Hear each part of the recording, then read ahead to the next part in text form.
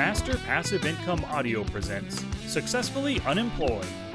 The 16 real-life lessons you must learn before you quit your job and live the life of your dreams. Written by Dustin Heiner. Read by Sky Matsuhashi.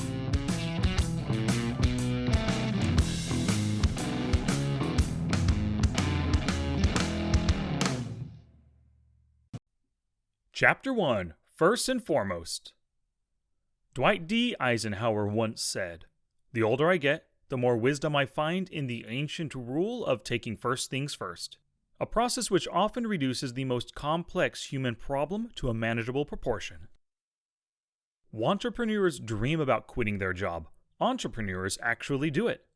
From elementary school on, we're all taught that we need to get a good job to provide for our family and retire when we're 68 years old with a good pension, 401k, or some other retirement plan. The huge problem with that is you've already passed up your prime years working for someone else, making them rich. Why not retire at age 35 and live the rest of your life free from your job? It's possible, and there is a way to be successfully unemployed. The day I quit my job was one of the best days of my life. I was terrified, but I had planned almost 10 years for that day. When I was 27 years old, I made a commitment to myself to quit in 10 years. From that day forward, I was dedicated to the end goal of quitting my job. Going through this process, I learned a lot, what to do and what not to do. When you quit your job, will you do it well? Will you set yourself up to be successful, or will you be forced to get a job again? Fortunately, you found the book that will help you become successfully unemployed and never work for someone again. By learning these lessons that I had to figure out the hard way, you'll be able to quit even sooner than you think. If I would have learned these lessons, I would have quit 2 years earlier than I did. Successfully Unemployed is your guide to help you understand what to do before you quit your job and go it alone, relying only on your business income to live on. These lessons have been proven to help many people quit their jobs successfully, be unemployed, and live their dream life. Those who've already started their business and are close to taking the leap of faith in themselves will benefit from following the path I've laid out for you in this book. The path to quitting your job has already been expertly navigated and will help you learn how to escape your job successfully. As a lifetime student of business, passive income, and master of the art of using passive income to make money, I've already quit my job. Now, I provide for my family solely on passive income from many businesses I built and continue to build. I and many others have been in your shoes, wanting to quit their job, but not knowing how to do it. It's up to you to follow the path that government employees, construction workers, financial analysts, self-employed business owners, and countless others who struggled with working a job have already traveled. And job, J-O-B, stands for just over broke. With me by your side and these lessons as your guide, you'll be prepared for what will come your way as you quit your job. From a lifetime of learning about business and dreaming of one day quitting my job, I urge you to take that leap of faith and apply these lessons to your exit plan. That leap of faith is having faith in yourself.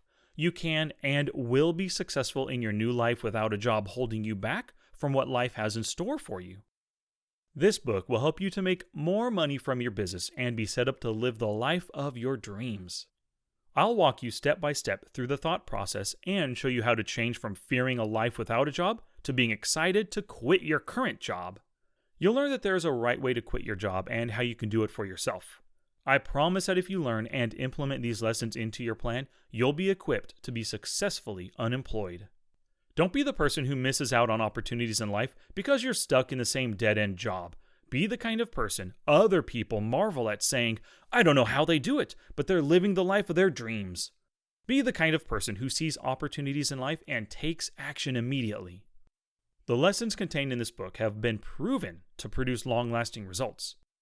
I've already quit my job and you can too. Get ready for a lifetime of happiness without a job, living on your business income, and having enough money to do the things you want to do without being dependent on anyone for a job. I encourage you to take the first step and start living the life you were meant to live. Take control of your life right now and make the decision to quit your job and be successfully unemployed. What you will learn. The question comes up quite often in random conversations. Why don't you have a job? Each time I get this, or some variation of this question, I have to stop myself. I ask them a question in return. Why do you have a job? The answers are usually the same. Because I have bills to pay. As the conversation progresses, what it all boils down to is they believe the only way to provide for themselves and their families is through a job. It's not their fault that they have that belief. They've been taught since childhood that this is the way it's supposed to be. We've all been taught that we need to go to school to get into a good college, go to a good college to get a good job, get a good job to have a good life. Have a good life so you can retire when you're 68 years old and not work again. What if this way of thinking is completely wrong? What if there was another way to provide for your family without a job? I'm here to tell you that there is another way. Actually, there are many ways to live and be successfully unemployed. What you need to do is apply yourself to building a successful business that earns you the amount of income you need to replace the income from your job. If you picked up this book, you may already understand this concept and have bought into the idea of not having a job. You may already have a side business that you want to be able to call your main business. If you're in this place in your journey, you're on the right track. This book is designed to teach you the lessons you need to know before you quit your job. It's a scary thing to give up a steady income where the paychecks roll in month after month. If you look at it from another perspective, it should be even scarier giving up your life week after week for a regular paycheck. I guarantee you that you'll be able to make way more money with your own business than you ever could with a job working for someone else. During the months leading up to when I quit, I was very worried about living without a regular paycheck. Looking back now, with the lessons learned and taught within this book, I didn't have anything to fear. I've already successfully quit my job, and now I live a life unemployed, and I'm loving every minute of it. My businesses earn more money than I ever could have earned from a job. Why you need this book. What does it truly mean to be rich? The very first definition in the Merriam-Webster dictionary for the word rich is defined as having abundant possessions and especially material wealth. I can't really argue with that definition. That's seemingly the original definition of the word that we're all taught growing up. This is how most people define the word, but I submit to you that for anyone who wants to be successfully unemployed and independent, rich can mean something else. If you keep going down the list of definitions for the word, you will come to a definition that I believe applies to those who quit their job to be independent and self-sufficient. All the way down to the 7th definition, Part B, you'll read that rich is meaningful or significant. If you're asked who you think is the richest person in the world, you probably think of Bill Gates, Donald Trump, or Warren Buffett. These would definitely fit the first definition of the word. But would you think of the small business owner that makes hundreds of thousands of dollars a year removing dents from cars? What about the guy that owns the local breakfast house in town who works 2 to 3 hours a day because he loves talking to customers? Or the poker player that doesn't have a job but earns his money coaching others to play poker through one-on-one coaching, online courses, webinars, blogs, and podcasts? Would you consider these business owners rich? I submit to you that the term rich can also be applied in other ways. It can be applied to those who have an abundance of free time in their lives because they're successfully unemployed. These are the rich who can do what they want to do when they want to do it and never have to answer to a boss again. What this book is and is not. This book is not going to show you how to quit your job. I'm going to assume that you are already going down the entrepreneurial road with your businesses and you're making money. Teaching the how is way beyond the scope of this book. This book is going to teach the lessons you need to know before you quit your job and how to be successfully unemployed. If you do have questions on how to make money from businesses and passive income, check out my blog at www.masterpassiveincome.com. There's loads of free content on how you can quit your job with many different types of businesses with a special emphasis on passive income. I personally use real estate rental properties to earn enough income to replace the income from my job. This type of business and many others will give you the ability to make enough money each month to replace that income from your regular job. This book will not tell you to save your money your entire life and retire at age 68 when everyone else retires. This, in itself, is not a bad thing to do, and the lessons in this book can apply to those at age 68 as well. The plan laid out in this book is for you to quit your job well before you reach retirement age, and do it successfully. This book will not help you find your dream job. They say the dream job is doing what you love and being paid for it. I would say that's true for everyone but the entrepreneur who wants to quit their job. Entrepreneurs want to be free of the shackles of a job, even if it is the dream job. With a job, you're still trading your hours for dollars. The best job is one that you do not have to work at all. What you will learn in this book are the lessons that will help an entrepreneur like yourself with a profitable side business to successfully quit your job and never work another one again. These lessons come from my own personal experiences, as well as many others. Think of this book as a roadmap that's showing you the destination you want to get to. My goal is to guide you in this journey, to give you the knowledge you need to never work a job again. With these lessons, you'll be able to plan your escape from the rat race of life and finally have the freedom to live your life the way you want to. Take action. Learning without application is a waste of time and energy. To help you implement these lessons into your plan, there is a Take Action section at the end of every lesson for you to apply what you learned. Once you've built up your businesses to replace your income from your job, you're ready to quit. But if you quit without having a strong plan, thinking through all the hurdles and pitfalls, you may find yourself back working another job.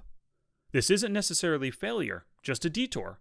Failure is only when you have given up on your dream to never work a job again. By planning for the future before you quit, you'll be set up for success. For example, if you don't plan for your health insurance before you quit, you may be stuck without it or be paying much more for the insurance than you need to be. It's always better to be proactive rather than reactive. If you're reactive in your planning, you're pressed to make quick and possibly wrong decisions that you wouldn't normally choose to make. You're limited because of the lack of time, the lack of money, the lack of options, or all the above. By being proactive, you have the ability to make much better decisions because you have many more options. Completing each of the Take Action sections will help you plan your escape well.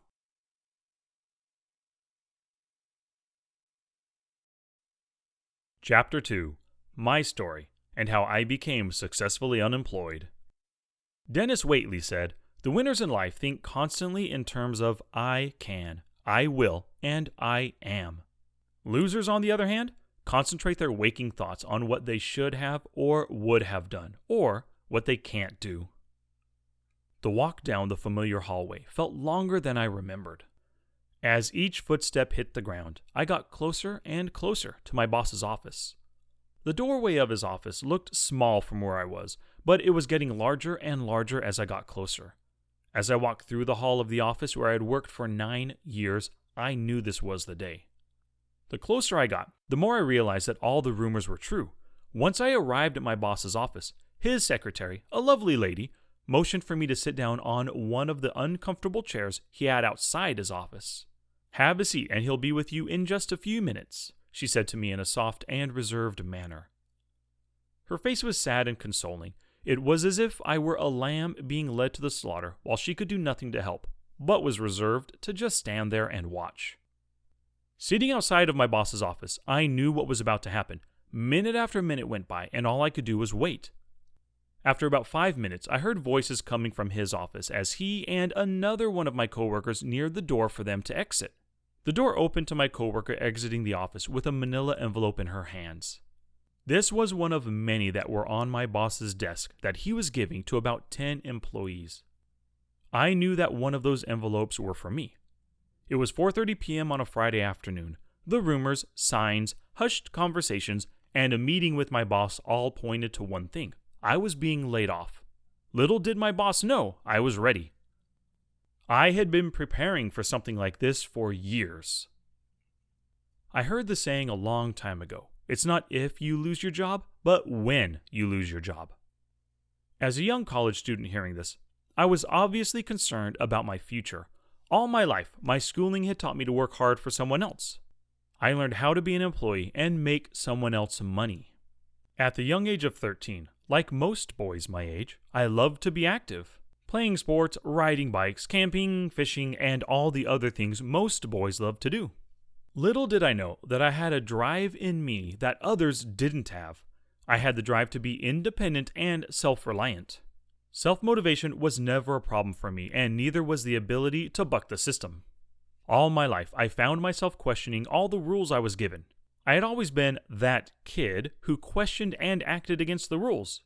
A good example of this was when I was 3 years old. My aunt told me to not touch the wall she had just painted in her house. Upon hearing the rule to not touch the paint, I immediately stuck out my hand and planted my entire palm and fingers into the fresh paint. With my entire hand pressed firmly on the new paint, I looked at my aunt in defiance. Needless to say, I received a good spanking for it. Questioning rules like this seemed easy for me, and painful at times.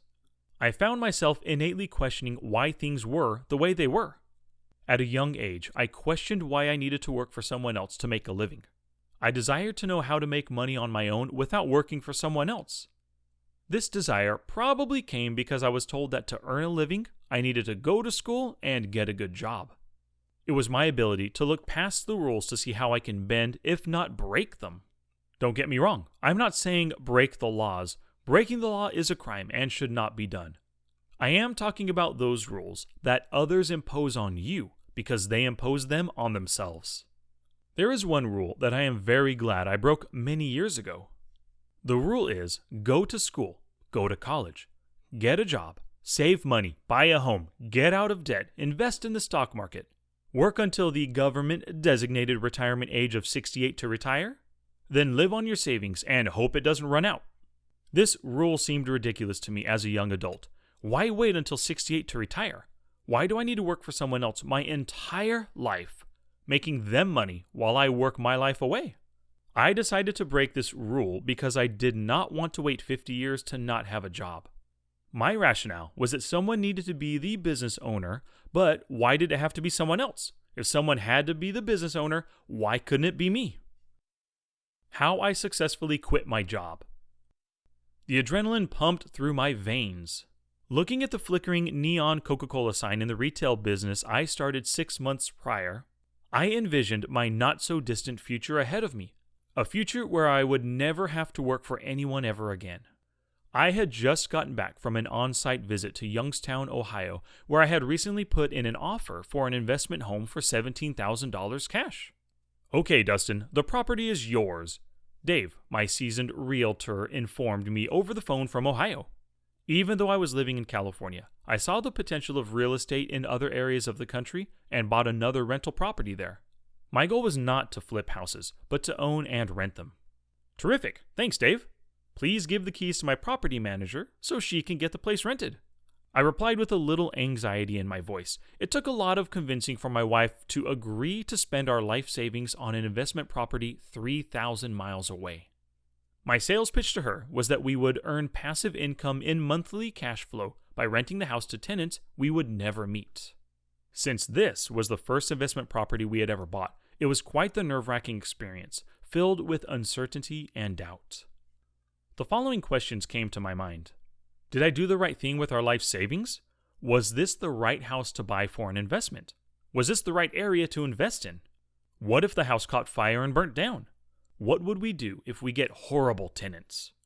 What will we do if the furnace goes out and there's a $2,500 expense? How do we manage a rental property when we have never done it before? After hanging up the phone with my realtor, all these questions and more swirled inside my head. For some reason, though, maybe it's the optimist in me, I knew everything would be just fine. Looking back now, everything would be just fine, as long as we kept the course of building businesses with passive income. For the next 9 years, every penny I earned from the passive income went back into the business to make more passive income. Year after year, I bought more and more properties. Each property brought in more money that I would then use to buy more properties. Here's the timeline for how I bought my first 19 properties. July 2007, Property 1. Purchased for cash $17,000. It rents for $525. I refinanced the property and took out $15,000 to buy my second property. October 2007, Property 2. It costs $10,200 cash and rents for $550. I refinanced the property and took out $20,000 to buy 2 more properties. April 2008, Property number 3. It costs $10,000 cash and rents for $500. June 2008, Property number 4. It costs $7,500 cash and rents for $500 as well. In real estate, buying properties with creative financing is one strategy to grow the business fast. One creative way to get financing is to use a credit card to purchase a property.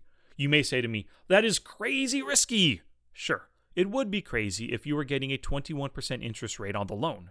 It would also be crazy if you didn't know what you were doing. The credit card I took advantage of was a cash-out offer of 1.5% interest for the life of the loan. Think about it. A regular loan would be at least 4% interest for the life of the loan. With this credit card, I would only be paying 1.5%. Even with the different way credit cards calculate interest, this was a huge win. With a credit limit of $14,000, I pulled out every penny I could to purchase the next property. This next property brought in $525 a month in rents. Since the interest on the credit was only $50 a month, I was ahead $475. Talk about a great loan! September 2008, property number 5. It costs $13,000 in cash and rents for $525. Also in September 2008, property number 6. It costs $6,500 cash and rents for $500. Property number 7 in October 2008, $6,500 cash and rents for $500. March of 2010, property number 8. It costs $7,800 cash and rents for $500. July 2010, property 9. It costs $9,200 cash, rents for $525. Property 10, May 2011. It costs $10,500 cash and rents for $525. June of 2011, property 11. It costs $9,000 cash and rents for $500. The next month, July 2011, properties 12 and 13, it was a duplex. It cost $12,000 cash and rents for $850. February of 2012, property number 14. It costs $8,900 cash, rents for $525. April 2013, property number 15. It costs $11,000 cash, rents for $525. February of 2013, property number 16. It costs $7,800 cash and rents for $525. March of 2013, property 17. It costs $8,200 cash and rents for $495.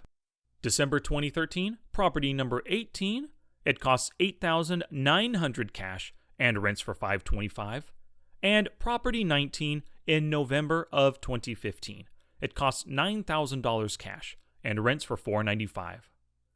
The total rental income, not including expenses, for these properties each month is $9,590. Not too bad for 8 years of investing. Building up a business that has 19 properties took hard work, sacrifice, and dedication. Disclaimer: I must say that the model for investing in rental property business is very complex. I will not go into detail on how to effectively run this type of business because it would be way out of the scope of this book. If you want more detail on these, I have much more information for you on how to do this on my blog, www.masterpassiveincome.com.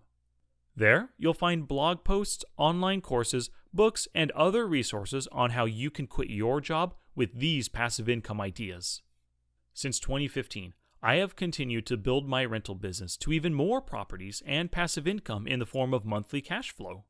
Each property I buy brings in more money for me to buy more properties, which brings in more money so I can buy more properties, and so on. I will probably never stop buying properties. In December 2016, I worked my last day at a job ever. Because I pushed hard for 10 years, I am blessed to have quit my job and never have to work again. Resignation Day. It was a red painted lobster on a white canvas. As I sat there looking at this painting, I couldn't help but feel all the emotion of 9 years of work wash over me.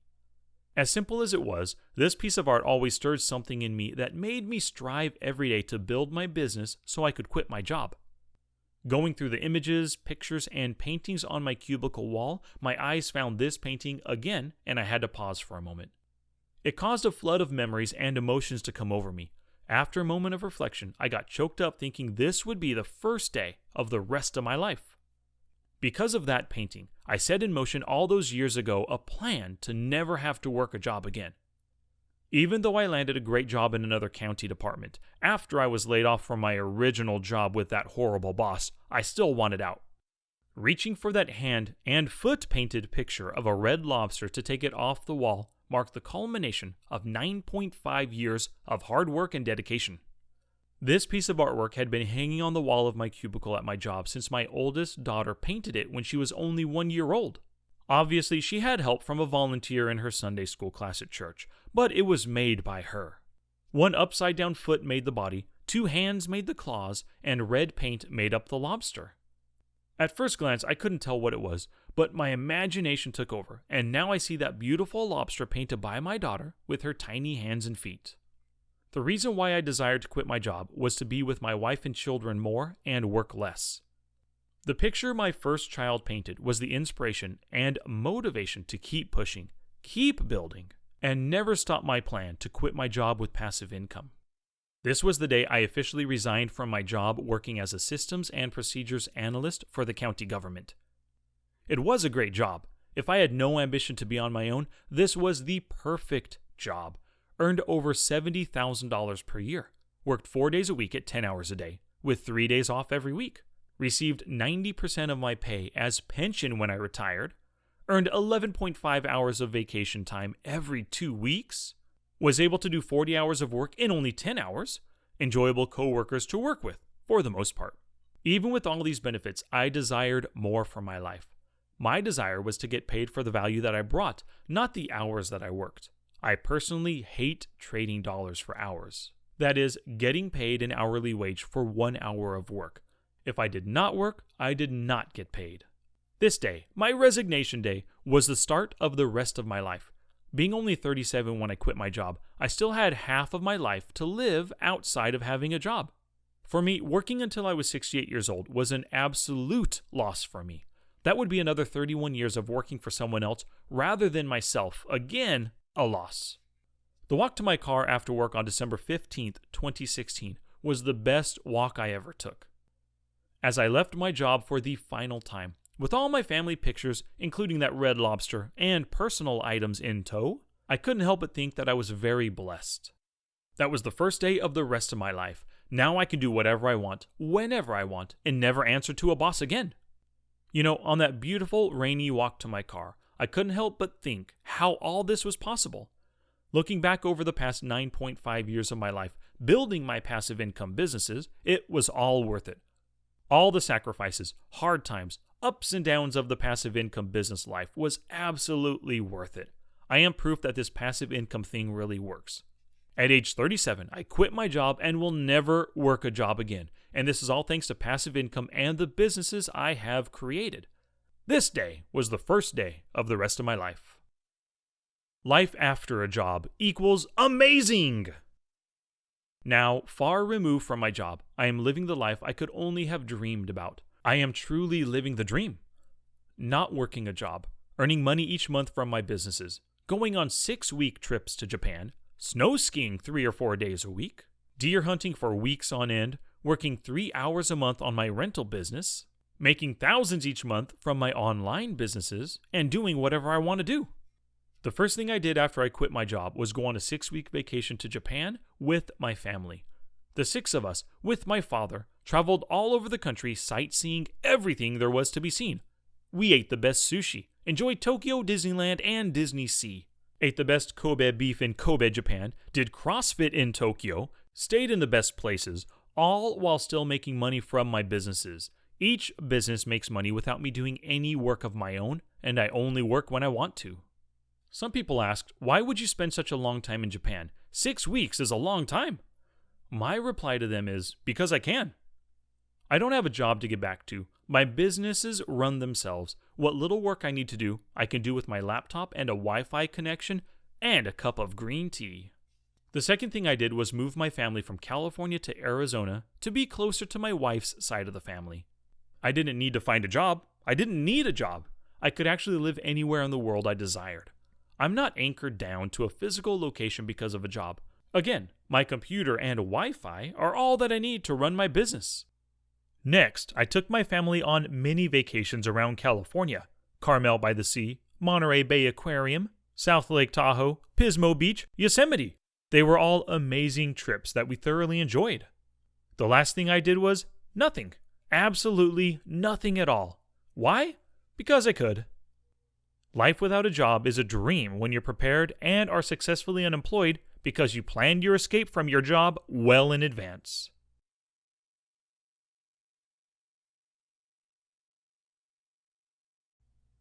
Chapter 3. Rich, R-I-C-H, will change your life. Napoleon Hill once said, "Whatever the mind of man can conceive and believe, it can achieve." Thoughts are things, and powerful things at that, when mixed with definiteness of purpose and burning desire, can be translated into riches. R-I-C-H, Rich, is your new acronym for your way of life and how you can prepare for your life after you quit your job. The rich lessons you're going to learn in this book are from someone who has already quit his job and blazed the trail for you to follow. The sections in this book will help you have the plan to quit your job and be set up to be successfully unemployed. Before you quit your job, apply these sections and lessons to help you quit successfully and never be employed again.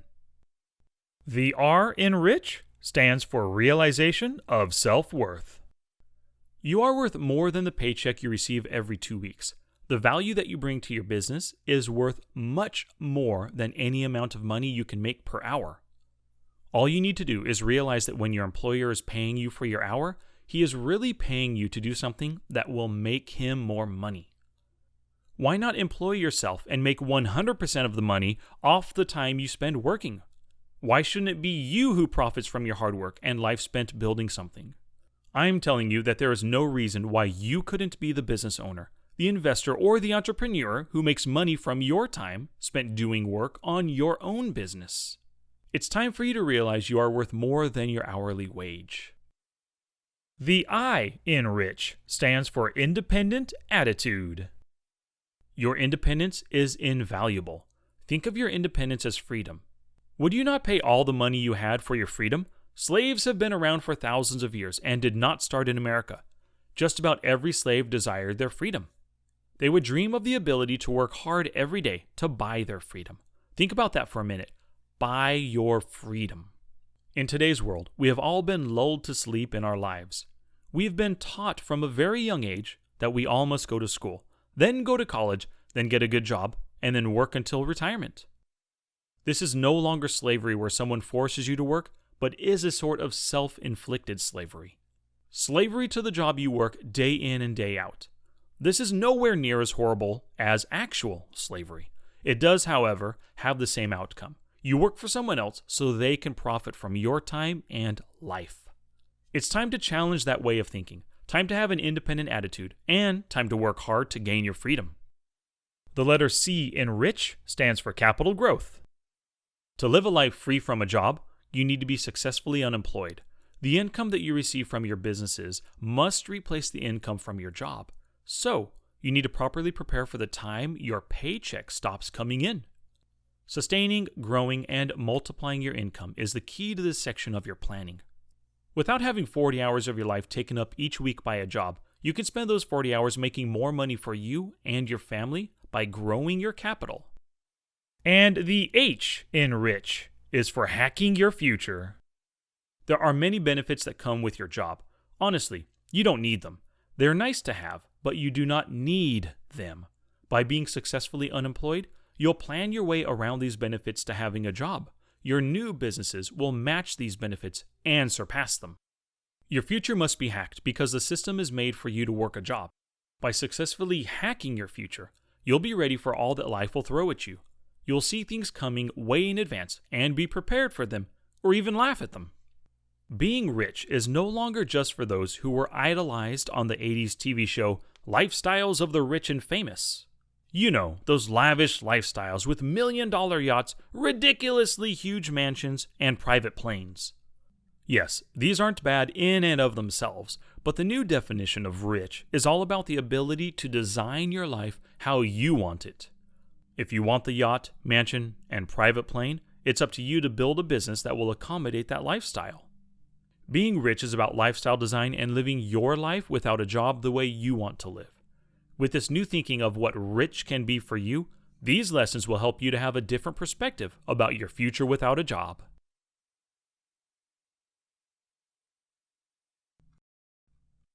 Section 1. R is for realization of self-worth. Harriet Tubman once said, "Every great dream begins with a dreamer. Always remember, you have within you the strength, the patience, and the passion to reach for the stars to change the world." You're worth more money than an hourly wage that you could earn from any job. I know that sounds crazy to hear, but it's true. Since elementary school, we've all been trained to work day in and day out at a job to make money to support ourselves. The reality is that you can make so much more money on your own than you ever could working for someone else. No matter what job you have or how much you make per hour, you're worth much more than that. If you really think about it, the hourly wage you are paid shows how much your employer believes you're worth. If you have a minimum wage job, you are only worth that to your employer. If your hourly wage is $100 an hour, then that is exactly how much you're worth. I'm here to tell you that you're worth much more than anyone can pay you.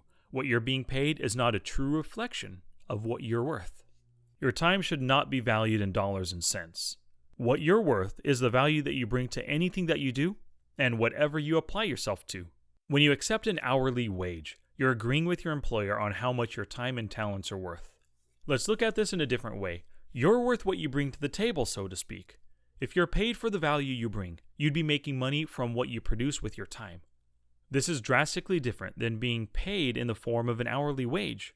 You inherently know that you're worth more than you're getting paid at your job right now. It's time for you to understand just how much you're worth. Your worth is based on what you believe you're worth, not what someone else believes you're worth. Having a realization of your self-worth comes when you look at how your life is being spent. You are the valuable commodity, not your job. There are millions of jobs in the world, but there is only one you. If you settle for a job, any job, you're limiting yourself. Once you realize your job is holding you back from your true potential, your only limit is the one that you place upon yourself. For Section 1, R stands for realization of self-worth. Once you realize your self-worth, the sky is the limit for you. Again, you're worth more money than any job can pay you. That statement is true. Now, all you need to think about is how much money you will make without a job and how your business will prove that. Chapter 4. Lesson 1. How to be the richest man in the world. Margaret Wolfe Hungerford said, "Beauty is in the eye of the beholder." I couldn't help but laugh. "I didn't know you were that rich," a friend of mine said to me one day. "What?" I replied. "You're quitting your job. You have to be rich," he added. "I'm not rich," I said as I chuckled a bit. "You don't have to be rich to quit your job," I said. I paused to read the expression on his face. "You just need to make enough passive income to replace your earned income." He looked a little puzzled as the thought of my quitting quickly sank in. "No," I continued, "I'm not rich, but I have all my needs met with my rental properties and online businesses that I do not need to work. It has taken me almost 10 years to get to this point, and I'm ready to quit." "What do you mean you have all your needs met?" he asked. "Well, my businesses bring in money in the form of cash flow each month. That means that each month I have money put into my pocket from my businesses. I've built up my businesses enough that the income each month has surpassed the income from my job." "So your rental properties bring in rent and your online businesses bring in money from ads and sales?" he asked as he was starting to understand. "Correct. There are ups and downs in sales and rent amount each month, but on average, all my expenses are paid for by my businesses. I'm quitting my job, not because I'm rich, but because I can," I said. As we sat in the waiting room of a large hospital to see my best friend who was fighting for his life, I went further into detail on two things, the how and the why of me quitting my job. You see, he believed that only rich people didn't work. Well, I guess if that's the definition of being rich, then I am truly rich. Some people desire to have expensive cars, fancy homes, and a lavish lifestyle. Those things are fine for some, but that's not what I desired when I made the commitment to myself to quit my job. I wanted the ability to no longer work for someone else and spend more time with my family while doing the things I want to do. So yes, I most definitely am rich by those standards, and I agree. Honestly, this is what my entire goal was 9 years prior, to be independent and not have to work for anyone. What I explained to my friend was the why was just as important as the how in anything, and especially when it came to quitting your job. If you don't know why you desire to quit your job, how will you know when it's the right time to quit? Some people make money their passion. The end goal is the money itself. The problem with having money be your passion is that you get to become just like J.D. Rockefeller, one of the richest men in history. When he was asked the question, how much money is enough? His answer was very telling of his passion for money. Just a little bit more. The desire for money never stops, but can actually become your master if you let it run away with you. As you pursue it, it will always flee from you. I find it's best to use it as a tool for the more important things in life. On my deathbed, I would regret the time I wasted chasing after things that were not important. What is important is my Lord, my wife, my children, my family, and my friends. Everything else is not important. Reminds me of a quote from a movie I rather enjoy. When told there was no time to go a course of action, the priest responded, "Time is of no importance, only life is important." As I explained this to my friend, he began to understand that you don't need millions of dollars to quit your job. I, on the other hand, realized that I actually was rich. But not in the way most people think. I can't, and wouldn't if I could, go out and buy a Ferrari, Lamborghini, or some other expensive toy. No, I'm rich in a different sense of the word. I'm rich in time and life, not money.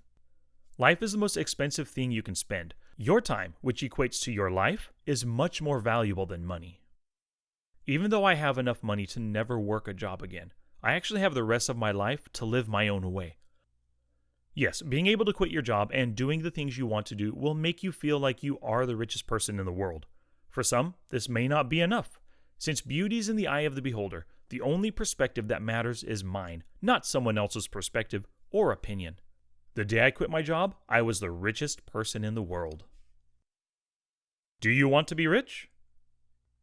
Do you want to be so rich and have so much money that you don't know what to do with it? Joey said with excitement.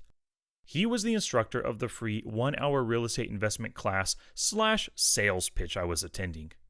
He was there on behalf of a real estate guru who recently had many infomercials playing on late night TV in my area.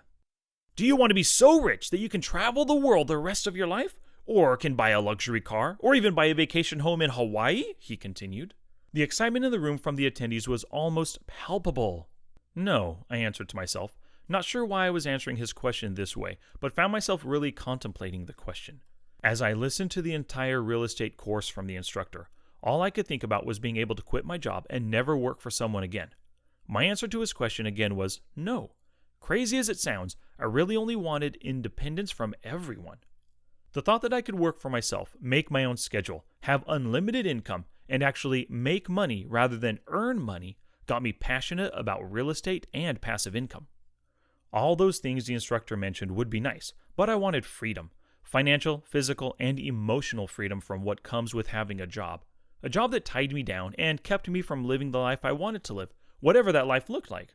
I wanted to be independent and free to do whatever I wanted without the hindrance of a job. Throughout the instructor's hour-long free course, I kept reminding myself, independence is freedom. Freedom is independence. Being dependent on a job has the feeling of wearing the type of shackles that an inmate would wear in a prison. Those shackles will only allow the wearer to go where the jailer allows him to go. A job is the shackles that an employer uses to keep his employee doing what he wants him to do. Wearing these shackles makes one beholden to their boss's boss, and his boss's boss. The fear of losing our entire income that we depend on to provide for our family comes from the inevitability of us being released from the job we depend on.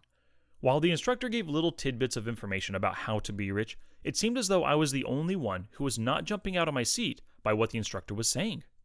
Maybe it's the skeptic in me, but I knew there was a catch. As the instructor went on, I realized that all this was just a big sales pitch for something that was going to cost more money. If you want to become filthy rich, all you need to do is pay $1,000 for you and a friend to come to our 2-day seminar on the things I shared today. The instructor was closing the deal. There it was, a sales pitch for $1,000 to come out of my pocket for something that seemed to be attainable. The thought of being able to quit my job with passive income in real estate was fascinating. Being a 27-year-old wannabe entrepreneur and ready to quit my job after 4 years working there, I was ready. The new world of passive income in real estate rental properties was just open to me, and I knew I had a lot to learn. With the help of my stepdad, we both attended the 2-day seminar together. The seminar was actually very good and opened my eyes to the possibility of making passive income from rental properties. That passive income would help me quit my job because of the cash flow coming in on a monthly basis. There it was. The light at the end of the tunnel was dim, but at least I could see it. A life without a job. Find your why for your life. Now that I shared with you my why for quitting my job, it is time for you to find out your why. This step is more important than you possibly realize. Having a why that drives you to succeed at times may be the only thing keeping you going when things get really hard. Think about these things as you consider your why for you to quit your job. What excites you? There must be something that you desire to do in life that would take the place of your work.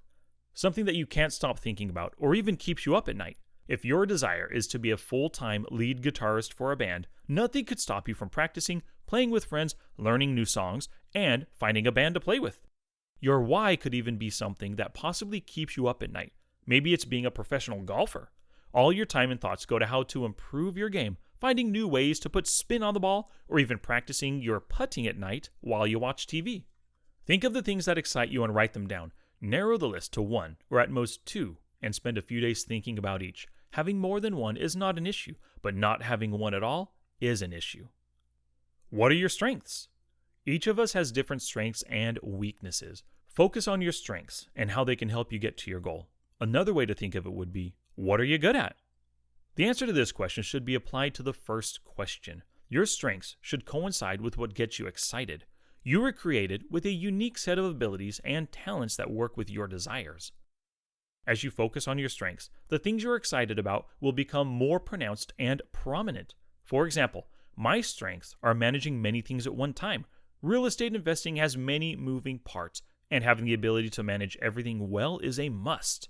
There are many people to manage, lead, and develop in the business that others may hate doing. I personally love this about real estate investing and feel more alive while I'm working on my business. Play to your strengths and they will help you fulfill your why and help you to achieve your goals. Take action. Number 1. Name 3 whys that are driving you to quit your job. List them in your journal. Number 2. What are 3 strengths you have that will help you build your business? List those in your journal. And number 3. What does success look like to you? What can you accomplish to make yourself feel as though you're the richest person in the world? Write your response in your journal.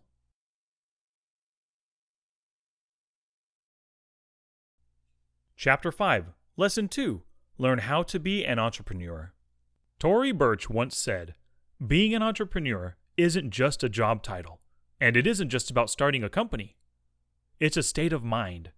It's about seeing connections others can't, seizing opportunities others won't, and forging new directions that others haven't." My jaw almost hit the floor. And the next level of training is a 2-week-long intensive training in our Florida offices where we will walk you step by step through the process of finding your first property. It will only cost $25,000, not including your travel and living costs. The apprentice of the real estate guru said in my 2-day seminar. What? I thought to myself. Thoughts raced through my mind about having to pay someone $25,000 to show me how to make money. I didn't even have $2,500 to my name, let alone $25,000. This was probably why at the end of the first day of the seminar, they gave us the steps to increase our credit score. We were instructed to call each of our credit card companies and request the largest amount of an increase in credit we could get. The student with the highest dollar increase would win a prize. I guess they didn't care if people went into debt, as long as they got their money. Could this be what I needed to do in order to gain my financial freedom? Spend $25,000 for more hands-on training? In my mind, if I was not smart enough to be successful on what they taught me in the 2-day seminar, the 2-week seminar wouldn't help much. No thank you, I said to the team of salesmen ready to take my money. The key trait for any entrepreneur. Entrepreneurs need to be just like vanilla ice. If there was a problem, I'll solve it. I know it's a bit corny, but I think you get the point. Being an entrepreneur is basically being a problem solver. When you really think about it, every business is basically solving a problem. Just think of the auto industry and why automobiles were invented. They were invented because the horse and buggy was slower and it was an animal-dependent form of transportation. The horse and buggy was invented to help people move from place to place faster than walking. The whole problem that was solved was transportation in a fast, efficient, and convenient way. Likewise, think of your local grocery store where you buy your food. If you boil it down, the problem was where to get the food. Rather than planting and growing your crops, raising your own cattle, or hunting for your food, you could go to one place to buy everything you needed. Being a problem solver is vital to being an entrepreneur. Every day, I get a problem to solve in my businesses. Whether it's a furnace that goes out on one of my properties, how to finance a new property that I'm buying, or how to fix a problem on my website, these are all problems that I need to solve. As a problem solver, I found that the 2-week seminar would be a problem for me because I didn't have the money to take the course. But I still needed to learn the information that was provided. This problem was easily solved by reading real estate investment books, watching online videos, and even reading blogs on how to do real estate investing. No matter what the problem is, an entrepreneur will always find a way. Your business is different than your job. The chair he was sitting in was much larger than it needed to be. Chuck, the business administrator of the church I was attending at the time, was an older man in his late 70s and was a very accomplished businessman. He'd owned many businesses. He not only didn't need the business administration job, I believe he actually did it for free. As I entered into his office to discuss some ministry business, he started the conversation with a question. "How's your business doing?" he said with curiosity. "My work's going fine. My boss thinks I'm doing a good job, and I just got a raise," I replied. "No, not your job. How is your business? Your job's your job. This is fine. But I'm curious about your business. How's that going?" he said. He knew that I had a small graphic and website design company that serviced many small customers in the area. After I considered his question for a moment, I realized that I had made a huge mistake. Even though I knew I wanted to be out of my job and be an entrepreneur, I still considered myself an employee. My first reaction to his question was how my job was going because I considered myself to be an employee with a side business. How you see yourself is how others will see you too. If you see yourself as an employee, that's what they'll see you as. If you see yourself as a business owner, that's how they will see you. I was projecting myself still as an employee, even though I had my small business for 5 years and was doing quite well. In response to his question, I should have considered myself as an entrepreneur with a side job. The first time I began telling people that I was a real estate investor was very nerve-wracking for me. Even though I already had a dozen properties, I felt as though my identity was still with my job. A common question most people get is, "So, what do you do for a living?" The easiest answer is where you are employed. For an entrepreneur, this is what you should not do. When you are asked this question, you need to identify yourself as the business owner you are and what type of business you run. You're no longer an employee with a side business, but an entrepreneur with a side job. Even if you just started your business 5 days ago, you're a business owner and need to picture yourself as one. Even if you feel as though you may be an imposter posing as a business owner, don't let that stop you from picturing yourself as one. The more you tell yourself that you are a business owner, the more you'll believe it, and the more others will believe it. If all else fails, fake it until you make it, and trust me, the longer you see yourself as a business owner, the easier it'll be. Learn, learn, learn. Never stop learning. My forehead was dripping with sweat. "Mr. Heiner, your seat is right over here. When you're ready, click the start button on the test and begin. You'll have 4 hours to complete the test. Please report back to me when you're done." The proctor said this in a monotone voice that would make you fall asleep. "Thank you," I said nervously as I took my seat and got ready to take the 4-hour test. As I positioned the mouse over the start button for the test, I couldn't help but think how much I hated taking tests. They always felt to me like they were not a true representation of my knowledge or abilities. It also didn't help that I was a horrible test taker and always second-guessed my answers. It was the 3rd time I had taken the Graduate Management Admissions Test, or GMAT. It's the SATs for business schools. At 22 years, I thought the only way I could succeed in business would be by getting a Master's of Business Administration, or MBA, at a prestigious school. The first 2 times I took the GMAT, my scores were horrible. Out of 800 total points, I scored 522. In order to get into any good business school, I would need to get at least 700. After applying to business college and realizing that my test scores were not good enough, evidenced in fact by my rejection letters, I decided I needed to get my education elsewhere. Maybe it was just me, but I felt as though my college education was a waste of time and money. Even though I studied business and entrepreneurship in college, I felt I only learned what other people wanted me to learn. Classes like Accounting 4A and 4B were a complete waste of time for me. I hate accounting with a passion. Even though I understand numbers in business, it's definitely not something I have a desire to do or learn more about. I was even forced to take classes that had nothing to do with business as a part of my education to get a regular bachelor's degree.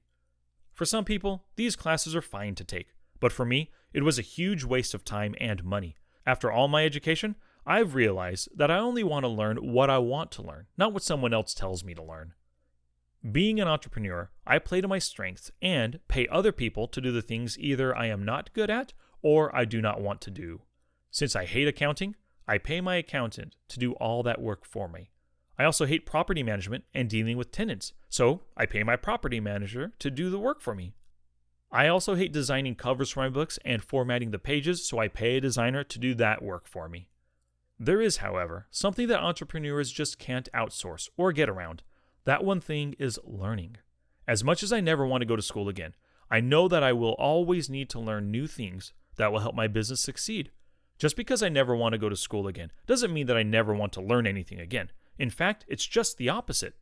The further removed I am from school, the more I realize how much I don't know and how much I need to learn about my business and how to make it better. Learning how to be a better business owner and how to refine your tradecraft is vital for any entrepreneur or business owner. The day a business owner feels that they know everything and do not need to learn anymore is the day their business begins to die. It's said that leaders are readers. I fully agree with that. I personally try to read or listen to as many books or audiobooks as I can. I then apply it to my business and life. I find that the more books I read, the better I become and the more money I can make. It's good to learn from your mistakes, but why not learn from other people's mistakes and never make them yourself? As you learn and read about how others perform in business and life, you'll have learned from years of others' life experiences and can apply them to yourself. To quote one of my favorite movies, Tommy Boy, with the late Chris Farley and David Spade, when talking about his business, Tommy's dad said, "Ron, don't tell me the bank thinks we need to wait it out. Any business that tries to wait it out is just that, out. In auto parts, you're either growing or you're dying. There ain't no third direction." The same goes with every business and every entrepreneur. You're either growing or dying. There ain't no third direction. Entrepreneurs must continually be learning new ways to make their businesses better, make more money from their existing business, and find new ways to make money. There will always be a competitor who will take over your place in line for your customers' money. You don't always have to go to school. You don't have to go to a big-name school to learn how to be successful in business. You just need to learn how your business can become better, stronger, faster, and make more money. Never stop learning. Find a mentor. Master Yoda said, "Do or do not. There is no try." I never understood, and still don't, why people pay money to life coaches. Apparently, a life coach is someone who will help you see what you're doing wrong and tell you how to make your life better. This seems rather funny to me because anyone can call himself a life coach and market himself to the masses. I have personally known a few people who try to make money as a life coach, giving out their wisdom to anyone who will pay them, or just listen. The sad thing is that if you really know the person, who they are, how they treat people, and how they run their business, you would never pay them a dime because they don't even practice what they preach. Even worse, they make you believe that they're already successful and in a place where you want to be. There were two great movies that came out many years ago. One movie had an old man helping a young man learn to defend himself, and the other had a 3-foot-tall, 900-year-old green alien with long pointy ears teaching a different young man how to defend himself as well. In both cases, the young men were students of the older mentor who taught them what they knew. Of course, these two movies were The Karate Kid and Star Wars. If you haven't seen either of these, I highly recommend that you do. However, the point is twofold. 1, a student who wants to learn something needs a mentor, and 2, every mentor needs to be found by the student. Imagine Yoda advertising on Facebook his life coaching ability to teach people how to use the Force to defend themselves. Try to picture Mr. Miyagi going to competitions with advertising flyers of his life coaching ability and how he can teach young kids to defend themselves from big bullies. What we see in both movies is that the student sought out the mentor who was already where the student wanted to be in life and was willing to devote all his time to learn how to become like his mentor. Could Luke Skywalker and Daniel San have learned on their own how to defend themselves? Maybe. It would have taken them much longer to develop their skills without the help of their mentor. Without Mr. Miyagi, Daniel-san would have gone the entire school year being beat up by his enemies rather than winning the karate tournament and getting the girl in just 1 month. I use these two movies to illustrate the point that having a mentor who is already where you want to be is the best option to show you the path to get there. A map will show the path others have already taken. Imagine yourself going on a trip to Disney World in Orlando, Florida. Without a map showing you the direction to get there, it would take you months to finally get to see Mickey face to face.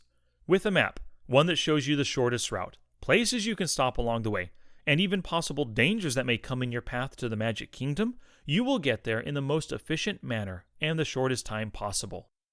Think of a mentor as someone who has already arrived in a place where you want to be.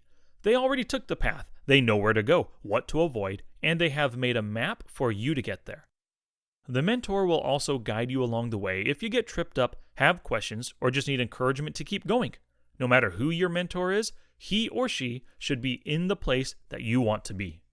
The best way to find a mentor is to search for them. Just like Luke Skywalker searched for Yoda, who did not necessarily want to be found, Luke went to where Yoda was. If your goal is to run a marathon, then cycle a 100-mile race and compete in an Ironman triathlon race, you need to seek out someone who has already done that and go to where they are. If your goal is to be the best real estate agent in your town, you ask everyone you know in the business who is the most successful real estate agent in town. Once you find that person, it's now your job to sell yourself as a potential student. The best mentors are those who are already where you want to be and have a desire to share their experiences because they have a passion for helping people. You will find that most successful people are willing to share their experiences with you if you just buy them a cup of coffee. In order to get a mentor, though, you need to show your potential mentor how you can be of benefit to them. What you're asking for in a mentor is their time. To them, their time is the most precious thing they have, and they're not going to just give it to you for free. It's on you to figure out how you can be of benefit to them in a way that will help them as well. If it's just a one-way relationship, where you're taking but not giving back, the potential mentor would probably desire to spend his time doing things other than teaching you. I've personally helped many people get to where I am. One particular student of mine went from owning no investment properties to 4 in 1 year, making an extra $1,800 in passive income each month. What he needed was a roadmap to get to where I am, as well as the ability to ask questions along the way. Where I had a 10-year plan to quit my job, he has a 2-year plan to quit his. He and I talked 4 years prior about the potential of investing in rental properties and how I was on my way to quit my job. He understood the benefits and desired to get started, but never actually did. Now, 4 years later, he's on his way to quit his job with rental property business. If he would have started 4 years ago, when we first talked, he could possibly already have quit his job by now. Take action. Number 1. What are 2 major problems you're faced with that are hindering you from quitting your job? List them in your journal. Number 2. Brainstorm solutions for these problems. Write down your ideas. And number 3. Who can you look to as a mentor for your business? List 3 people who you will ask to be a mentor. Give yourself no more than 1 week to reach out to them. Offer to help them with their business in any way in order to be mentored by them.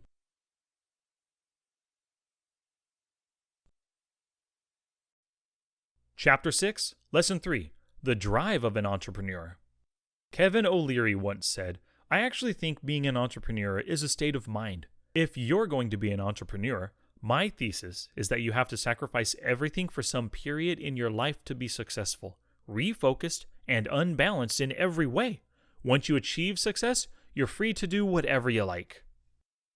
His apartment-sized bird cage was full of hundreds, if not thousands of birds. I watched in amazement as Sam filled box after box with birds for his business.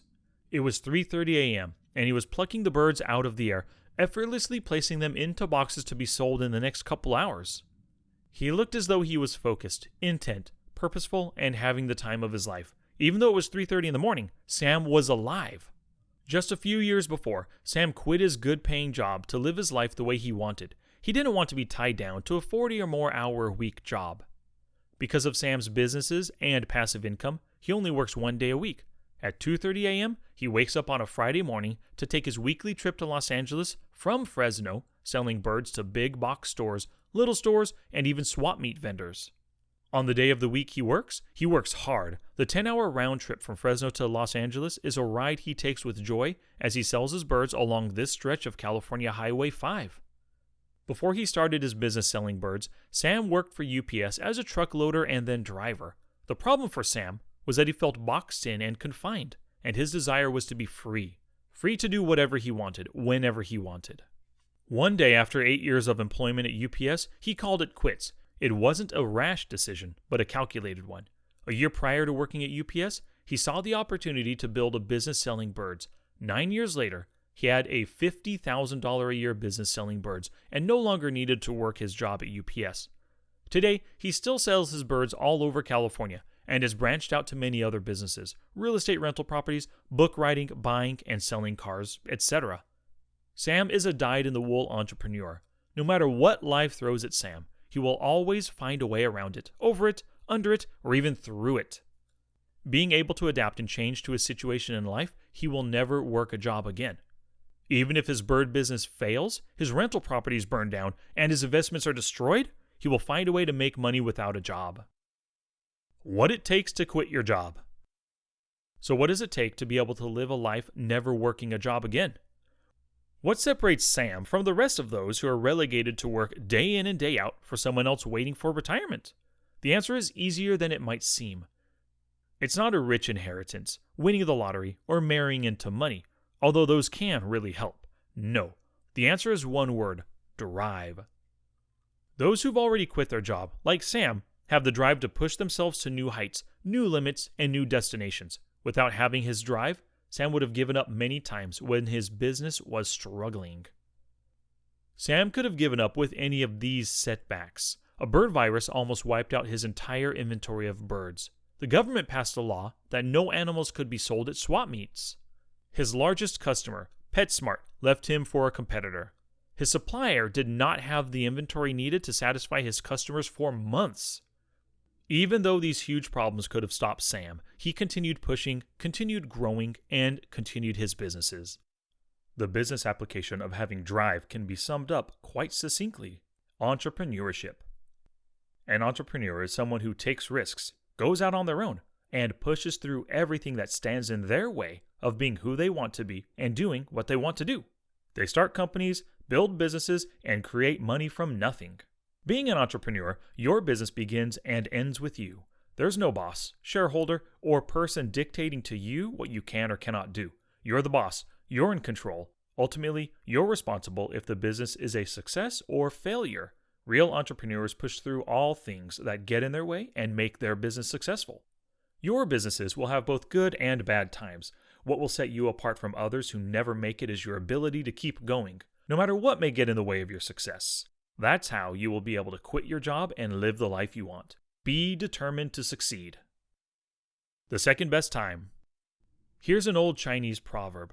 The best time to plant a tree was 20 years ago. The second best time is now. He hung his head as he contemplated what we just discussed. Rick, a coworker of mine, wanted to discuss how I got all my rental properties and was building my business. You're years ahead of me, and I'm in no place to do what you're doing. I have bills, children, my job, Rick said to me with a sad tone in his voice. You don't think I have those too? I replied. Of course you do, but yours are 5 years ahead of me, he said. I started right where you are now. The only difference is I started, I continued. If you don't get started now, what makes you think you'll start a year, 2 years, or 3 years from now? Unless you make the change now, you'll still be in the same place you are now, just 3 years older. As I tried to help my friend understand the possibilities of passive income, rental properties, businesses, and freedom without a job, he couldn't see the forest through the trees. He was focused on the problems at hand and couldn't get out of being reactionary.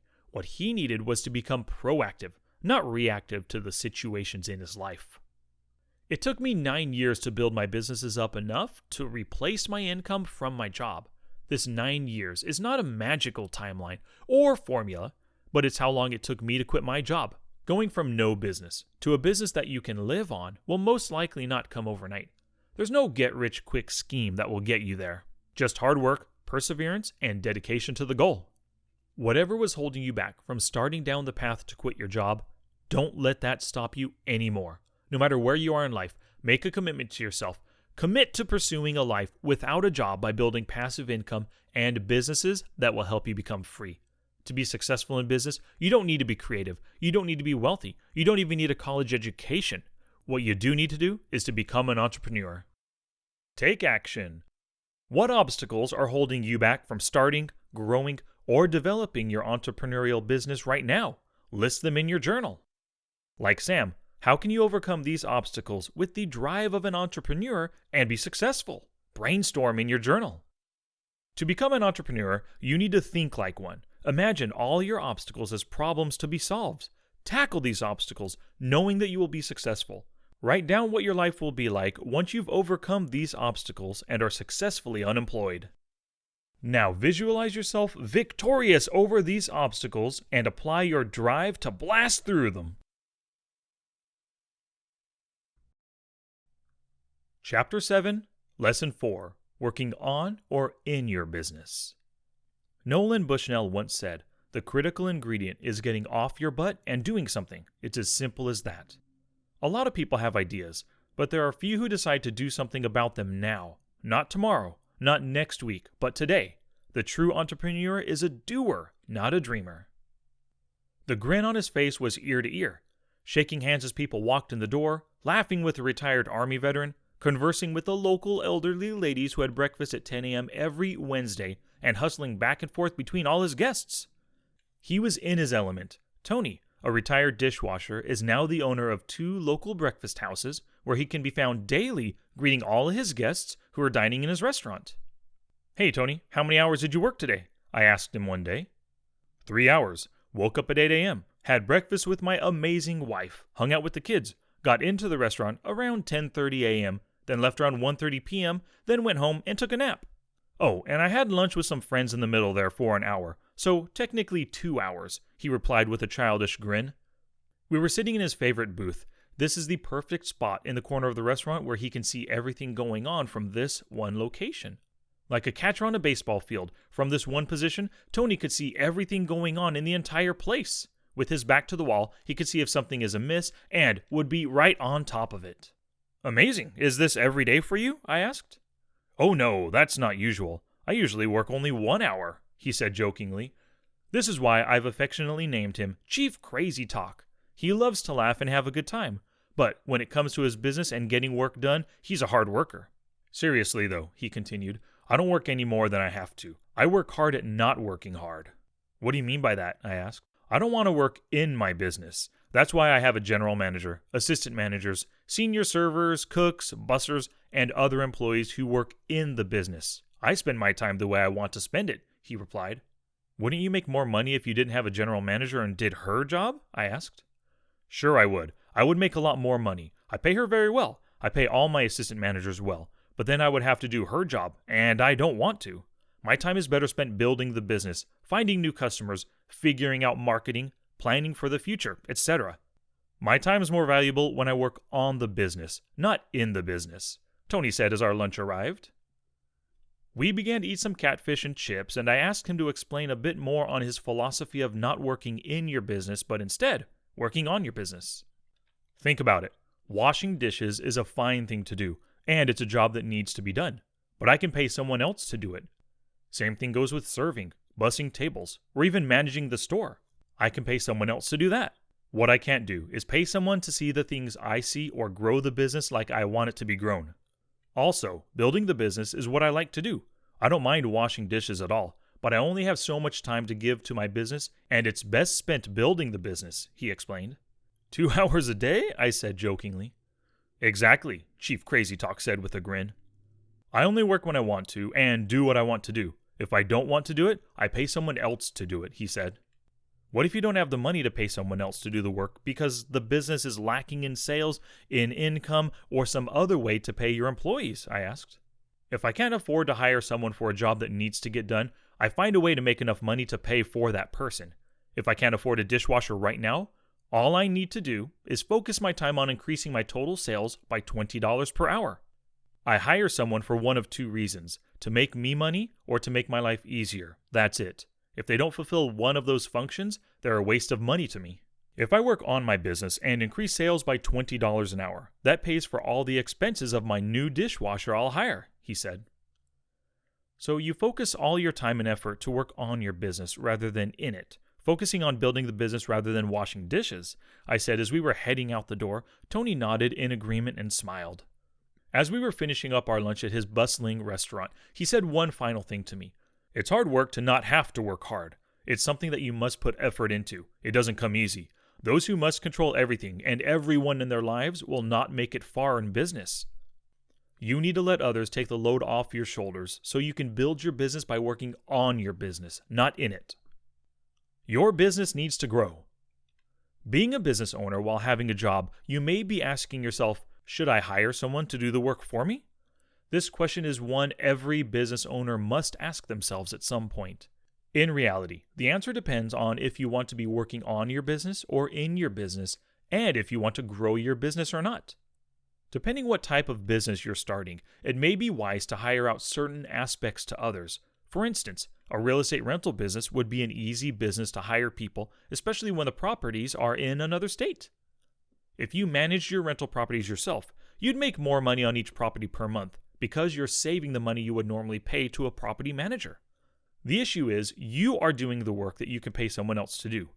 The key to building a business is to not actually do the work yourself, but pay someone else to do the work for you. The entrepreneurial way is to build the business in a way that it is automated to run without you.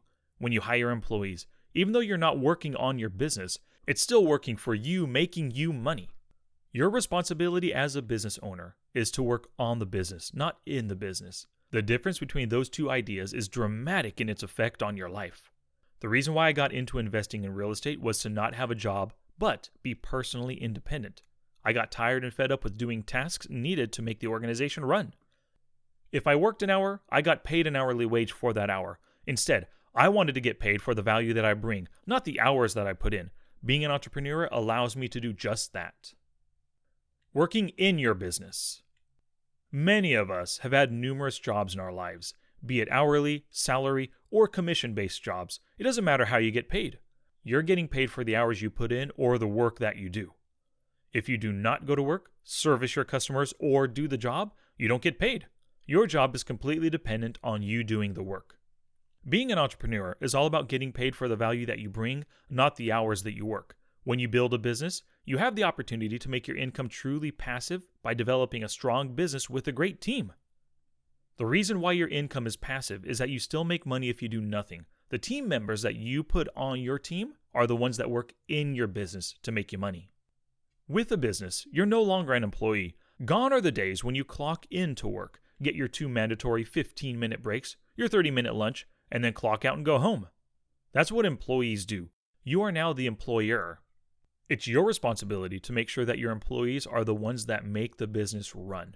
Your goal should be to do as little as possible and make the most money from other people's efforts. There's a quote from John D. Rockefeller that sums this up very well. I would rather earn 1% off 100 people's efforts than 100% off my own efforts. In my real estate rental property business, where I'm already investing, I usually spend about 3 hours in total buying a property, fixing it up, and renting it out. Honestly, only 3 hours in total. In my business, I'm responsible for finding a property, evaluating the property, and purchasing the property. After that, I let my team do what they do best, which is get the property rented. All but one of my properties I purchased without stepping foot into the property. I haven't even seen it in person, but only through pictures, inspection reports, and quotes for repairs from contractors. What I need is specific information from them to help me know which property to buy. That information can come from any source that I trust, and I make a decision to proceed or not based on that information. I invest in locations that are thousands of miles away from me, and it would be impractical for me to physically view each one. That's why I trust my team to give me the right information when selecting a property for purchase. I don't work in my business, but work on my business. Working on your business. So, what are your personal responsibilities within your business? If you set up your business right, you'll do all your work up front when you purchase the property, but little to nothing after that. The majority of my work is done when I set up the company. Here are some key areas that I work on my business. Find a location.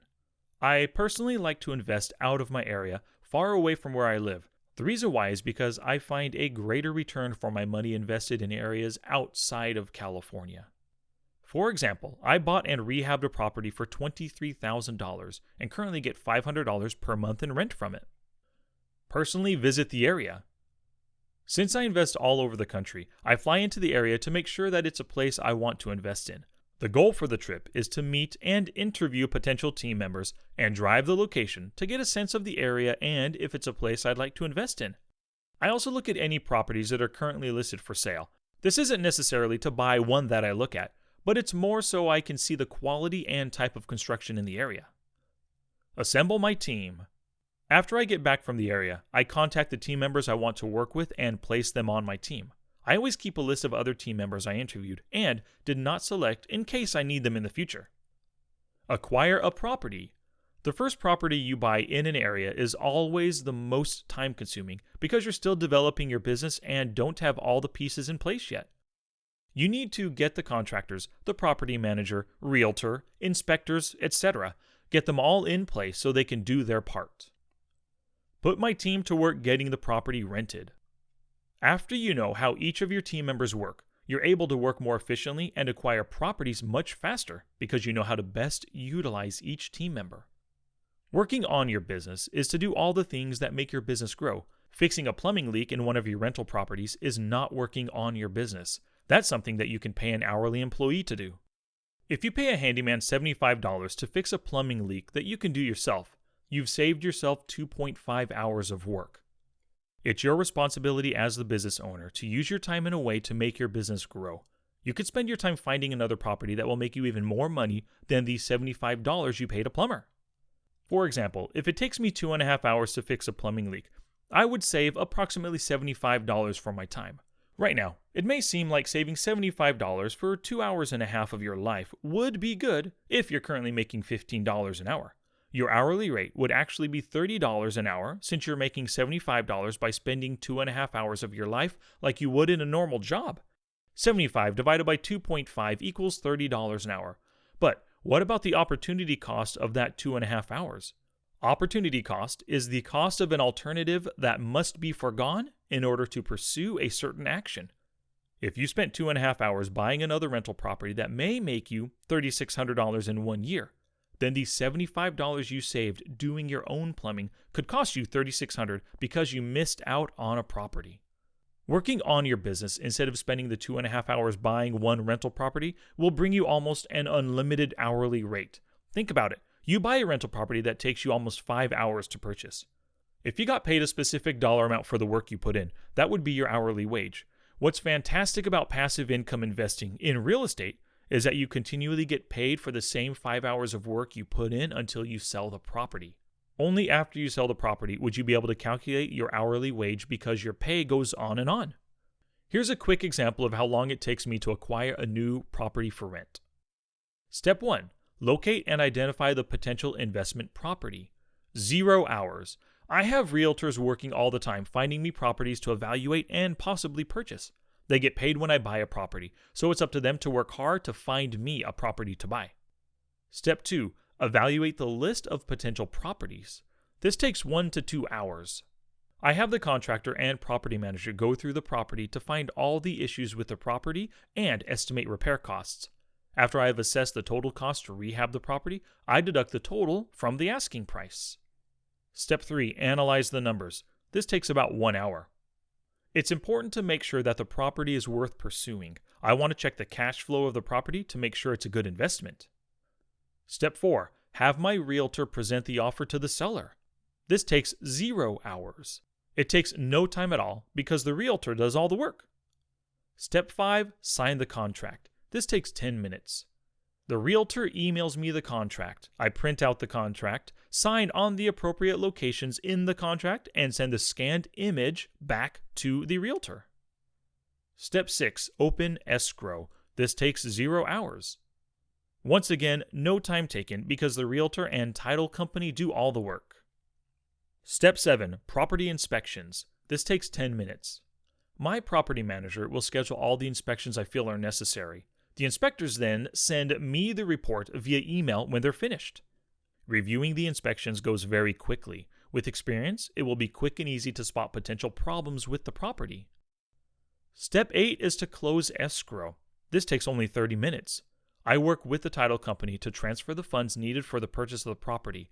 Depending on their processes and procedures, it could be as little as 10 minutes to 30 minutes to close escrow and deliver the funds. Everything is done electronically. Step 9. Rehab the property. This takes only 10 minutes. Since I've already evaluated the property and have a general idea of the work needed to be done, my property manager will manage the rehab of the property. I'll also review the before and after pictures sent by the contractors and property manager. And step 10. Find a tenant and sign the lease. This takes 0 hours. Once the property is completed, it's up to my property manager to find a good tenant and sign the lease. Total time through these 10 steps is only 3.6 hours. So the amount of time it would take to purchase a rental property is about 3.5 hours. That's only one more hour than the plumbing project that would make you $30 an hour. If this one property that you spent 3.5 hours buying makes you $300 a month for 12 months, you make $3,600 in the first year for your 3.5 hours of work, or $1,029 per hour. Imagine if you own the property for 10 years. Just from the cash flow alone, you'd earn $36,000 for your 3.5 hours of work. That's $10,285 per hour. Employing others to work for you will allow you to spend your precious time on things that actually make you money. Or even spend your precious time with your family instead of fixing a plumbing leak. Personally, I'm glad that I invest in rental properties and use a property manager. By employing him to do all the work, I have so much more time to do the things that matter most. I completely understand that when you're starting out investing in real estate, every penny counts, and it's hard to pay out money when you don't have enough of it. If this is the case for you and you need to do the repairs yourself, your goal should be to build up your business income enough to pay someone else to do the work. You need to work hard for a while so that you don't have to work hard in the future. What I mean is put your time into building your business now so you can employ other people to do the work for you while you concentrate on the things that matter most. From now on, focus on working on your business, not in it. Take action. Number 1, name 3 ways you're working in your business that you should stop right away. List them in your journal. Number 2, who can you give some of your responsibilities to in your business to free you up to focus on building your business? List them in your journal and what they should do to take over for you. And number 3, how can you build up your team more to allow you to work on your business rather than in it? List them in your journal.